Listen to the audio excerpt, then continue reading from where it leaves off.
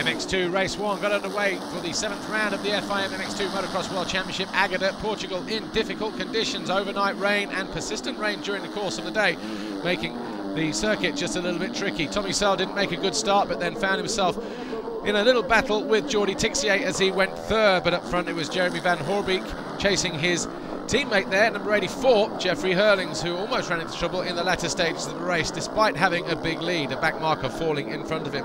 Tommy Searle found himself making a mistake and had to find a way back past Jordi Tixier, and he did so right there.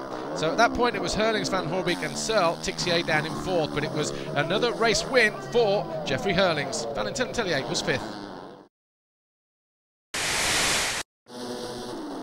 MX2 Race 2, and Tommy Searle made a great start from the inside but didn't capitalise. Jeffrey Hurlings then held a tight line as a few riders ran by. One of those going down was the 34 of Joel Roulant on the Kawasaki. Jeffrey Hurlings led. Tommy Searle was in second, but Max Anstey on the Garibaldi Honda Ester machine was having a great ride and soon found himself in third place.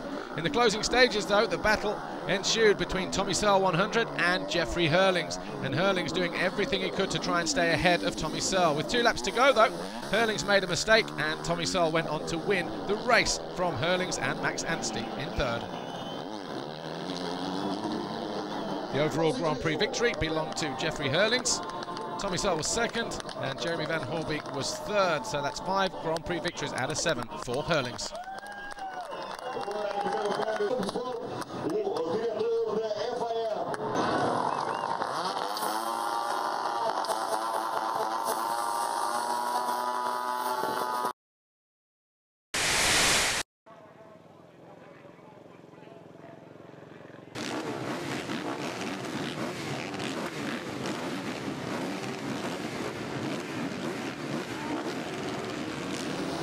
The first MX1 race got underway and it was a pretty clean start. The circuit already starting to dry after the rain had stopped. Up front, Tony Cairoli found himself crashing from 3rd to 5th as he tried to challenge Gauthier Paulin. Front Drake jammed on there as well. Jonathan Barragan went around the outside. Up front, though, it was briefly the 377 of Christophe Pourcel, but after lap 2, Clément de Sale found himself leading every single lap of the race. Cairoli then was back on the charge. He found his way back past the number 21, Gauthier Paulin, to go into 3rd, but at that stage of the race, de Sale was already too far ahead, and it was him who took the race win. Well, MX1 Race 2 turned out to be quite a dramatic affair and probably the closest race of the season. Clément de Sale got squeezed there completely between Tony Cairoli and Christophe Pourcel, but before long, de Sale was up into 4th. He found a way past Cairoli and then was challenging Gauthier Paulin and Christophe Pourcel. Eventually, he found his way into the lead with this pass on the 377 Pourcel, who later found himself dropping back to 4th. Tony Cairoli then got into 3rd and then challenged Clément de Sale for 2nd, and there was no fight back from the Belgian.